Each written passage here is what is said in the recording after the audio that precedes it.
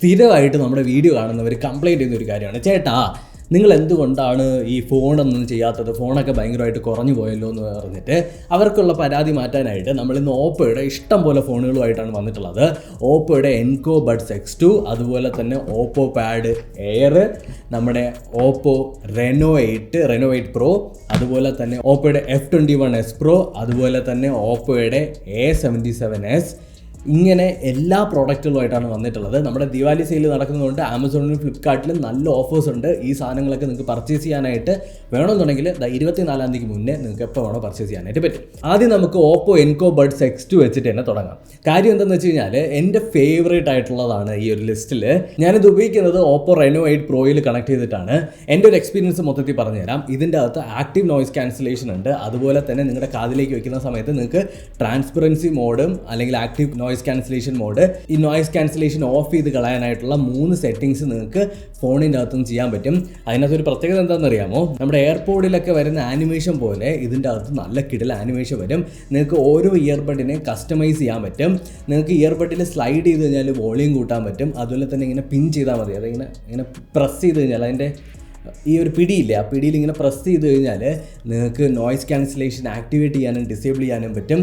പിന്നെ ഇതിൻ്റെ ബാറ്ററി ബാക്കപ്പും അതുപോലെ തന്നെ സൗണ്ട് ക്വാളിറ്റിയെ പറ്റി പറയുകയാണെന്നുണ്ടെങ്കിൽ ഒരു രക്ഷയില്ല ഗൈസ്, ഒരു രക്ഷയില്ലാത്ത സൗണ്ട് ക്വാളിറ്റി.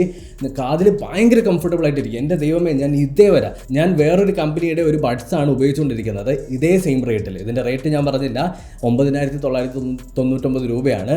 ഇതേ റേറ്റിലുള്ള വേറൊരു കമ്പനിയുടെ ബഡ്സ് ഉപയോഗിക്കുന്ന സമയത്ത് നമുക്ക് കാതിലൊരു പ്രഷർ ഫീൽ ചെയ്യുമായിരുന്നു. ഇതിൻ്റെ അകത്ത് ഇങ്ങനത്തെ ഒരു പ്രശ്നവുമില്ല. കംഫർട്ട് എന്ന് പറഞ്ഞു കഴിഞ്ഞാൽ ഒരു രക്ഷയില്ലാത്ത കംഫർട്ട്.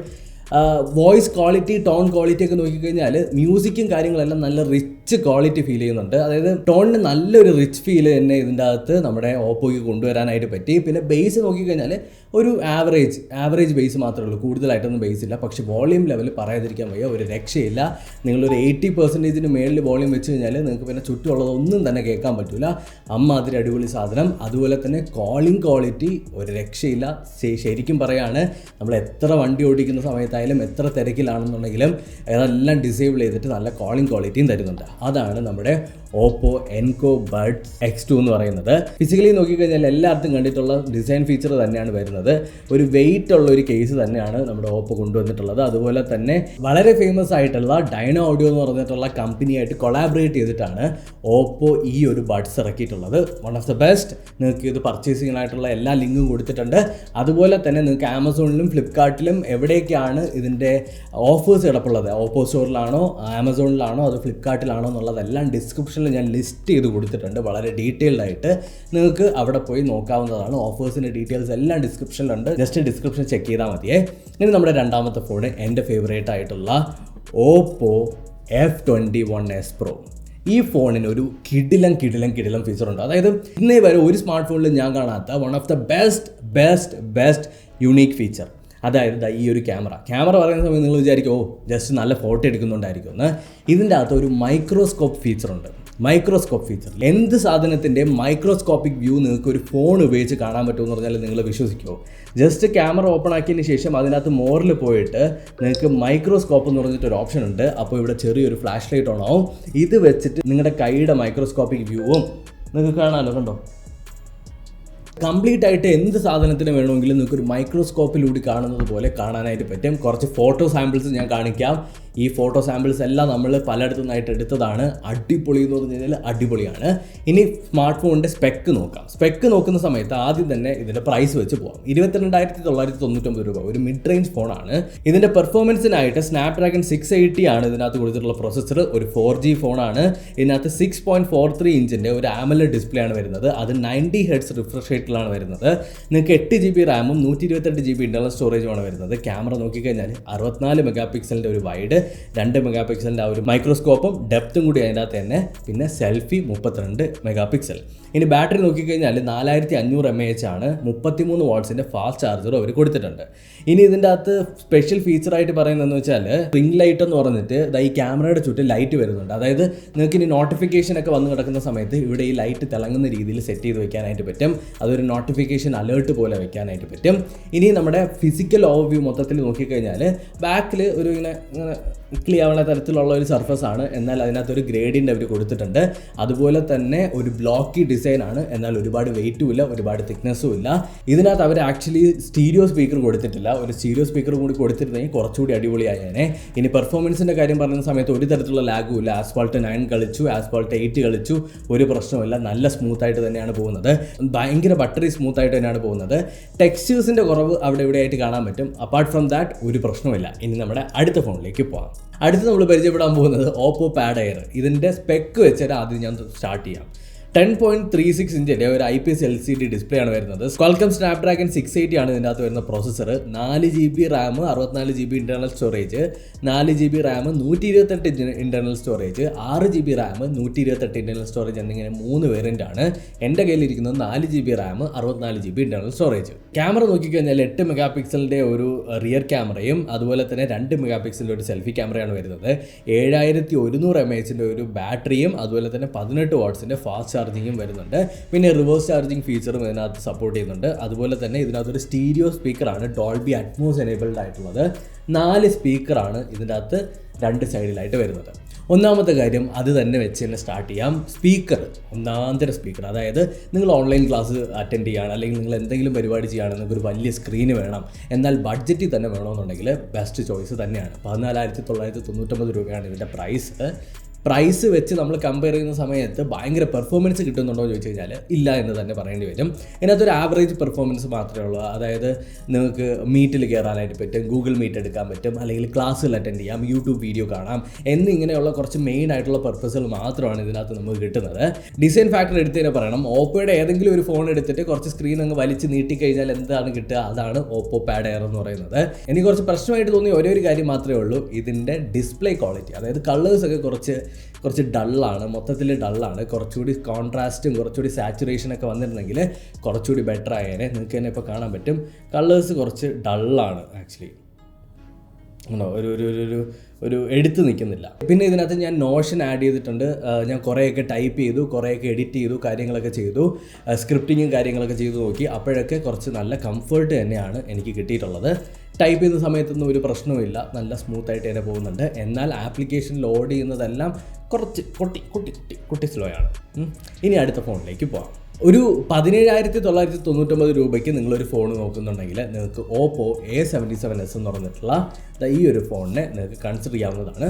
ഒരു നോച്ചോട് കൂടി വരുന്ന ഒരു ഫോണാണ്. ഇതിൻ്റെ അകത്ത് നമുക്ക് സ്നാപ്ഡ്രാഗൺ 680 ആണ് ഇതിനകത്ത് വരുന്ന പ്രോസസ്സർ. 6.56 ഇഞ്ചിൻ്റെ ഒരു IPS LCD 90 Hz റിഫ്രഷ് ആയിട്ടുള്ള ഡിസ്പ്ലേ ആണ് വരുന്നത്.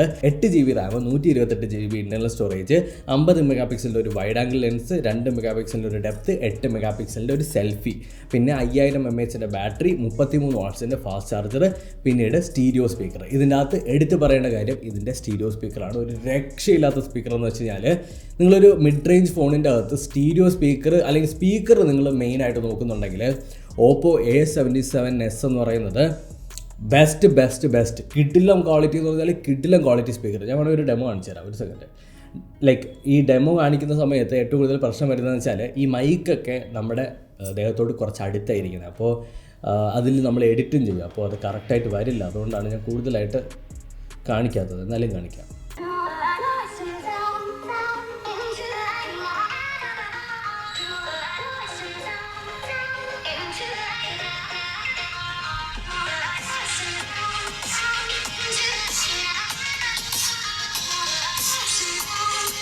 നമ്മളൊരു ഹെഡ്ഫോൺ വയ്ക്കുന്ന സമയത്ത് ചില മ്യൂസിക് കേൾക്കുമ്പോൾ ഒരു സൈഡിൽ നിന്ന് പോയി വേറൊരു സൈഡിലേക്ക്, ആ സൈഡിൽ നിന്ന് ഈ സൈഡിലേക്ക് വരുന്ന ഫീലില്ലേ, അത് ഈ ഫോണിൻ്റെ അകത്ത് കിട്ടും. ഇതിൻ്റെ ഏറ്റവും വലിയൊരു എന്നെ ഇമ്പ്രസ് ചെയ്ത കാര്യം എന്ന് വെച്ചാൽ ഇതിൻ്റെ പുറകിൽ ഒരു ലെതർ ഫിനിഷുള്ള ഒരു ബാക്ക് പാനലാണ് ഓപ്പോ കൊടുത്തിട്ടുള്ളത്. അതുകൊണ്ട് തന്നെ കുറച്ചുകൂടി നല്ല കംഫർട്ടബിൾ. നേരത്തെ കാണിച്ച F21s Proയിനേക്കാളും നല്ല കംഫർട്ട്, കയ്യിൽ പിടിക്കാൻ ബെസ്റ്റ് കംഫർട്ടുള്ള ഫോണ് ഓപ്പോ A77s തന്നെയാണ്. ഇതിൻ്റെ അകത്തൊരു നോച്ച് വരുന്നുണ്ട്, അതെനിക്ക് അത്ര അങ്ങ് ഇഷ്ടപ്പെട്ടില്ല. കാര്യം 2022 നോച്ച് എന്ന് പറയുന്നത് ഇതേപോലെ. ഈ ഫോണിൽ ഞാൻ ഗെയിമൊക്കെ ട്രൈ ചെയ്തു, ഒരു പ്രശ്നവുമില്ല. ടെക്സ്ചേഴ്സ് കുറവ് തന്നെയാണ്, പക്ഷേ നല്ല സ്മൂത്തായിട്ട് തന്നെ കളിക്കാൻ പറ്റുന്നുണ്ട്. ലാഗോ കാര്യങ്ങളോ ഒന്നും തന്നെ വരുന്നില്ല. ഇനി നമ്മുടെ അടുത്ത ഫോണ്, ലാസ്റ്റ് ആയിട്ടുള്ള ഫോണ്, ഫൈനൽ ആയിട്ടുള്ള ഫോണ്, എൻ്റെ ഫേവറേറ്റ് ഫോൺ. എനിക്ക് തോന്നുന്നു ഒരു മൂന്ന് വർഷം മുന്നേ എനിക്ക് ഒരു ഫോണ് റിവ്യൂ ചെയ്യാനായിട്ട് കിട്ടിയത് ഞാൻ ഇത്രയും ഇഷ്ടപ്പെട്ട് റിവ്യൂ ചെയ്ത വേറൊരു ഫോണില്ല. അത് എനിക്ക് തോന്നുന്നു Reno5 എന്തോ ആയിരുന്നു.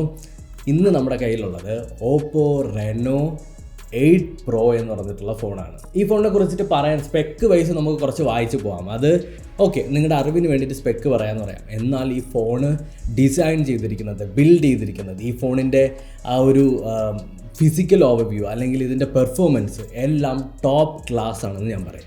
നമുക്ക് നോക്കാം. OPPO Reno8 Proനെ പവർ ചെയ്യുന്നത് MediaTek Dimensity 8100 Max എന്നുള്ളതിലുള്ള ഒരു 5G പ്രോസസ്സറാണ്. 50 മെഗാ പിക്സലിൻ്റെ ഒരു പ്രൈമറി സെൻസർ, 8 മെഗാ പിക്സലിൻ്റെ വൈഡ്, 2 മെഗാ പിക്സലിൻ്റെ ഒരു മാക്രോ, സെൽഫി ക്യാമറ ആയിട്ട് 32 മെഗാ പിക്സലാണ് വരുന്നത്. 6.7 ഇഞ്ചിൻ്റെ ഒരു AMOLED 120 Hz 1 ബില്യൺ കളേഴ്സിൻ്റെ ഒരു ഡിസ്പ്ലേ ആണ് വരുന്നത്. 4500 mAh ആണ് battery. 8 GB RAM, 256 GB internal സ്റ്റോറേജിലും അവൈലബിൾ ആണ്. 12 GB റാം, 256 GB ഇന്റർണൽ സ്റ്റോറേജിലും അവൈലബിൾ ആണ്. എൻ്റെ കയ്യിലുള്ളത് 12 GB RAM, 256 GB internal storage ഉള്ള ഏറ്റവും മാക്സ്ഡ് ആയിട്ടുള്ള വേർഷനാണ്.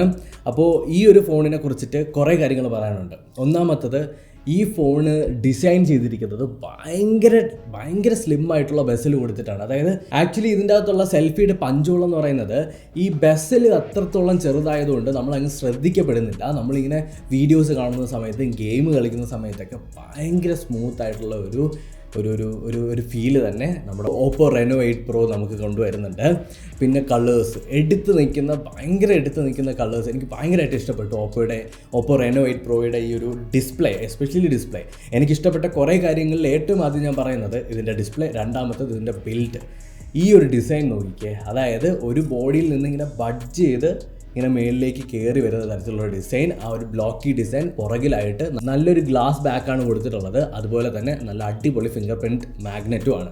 നമ്മൾ എങ്ങനെയൊക്കെ കൈകൊണ്ട് പിടിച്ചു കഴിഞ്ഞാൽ ഇവിടെ ഇങ്ങനെ പറ്റി പിടിച്ചിരിക്കും. പിന്നീട് നല്ല വെയിറ്റ് ഉള്ള ഒരു ഫോൺ തന്നെയാണ് ഇത്. നമ്മൾ കയ്യിലെടുക്കുന്ന സമയത്ത് ഇതൊരു പ്രീമിയം ഫോണാണെന്നുള്ളത് കയ്യിലെടുത്ത് ജസ്റ്റ് ഓൺ ആക്കിയൊന്നും വേണ്ട, ജസ്റ്റ് കയ്യിൽ പിടിക്കുന്ന സമയത്ത് തന്നെ നല്ലതുപോലെ തോന്നും. ഇനി പെർഫോമൻസിൻ്റെ കാര്യം, പെർഫോമൻസിന് ഒരു കുറവുമില്ല. ആസ്ഫോൾട്ട് 9 പറക്കും, അതായത് സൂപ്പർ ബട്ടറി സ്മൂത്ത്.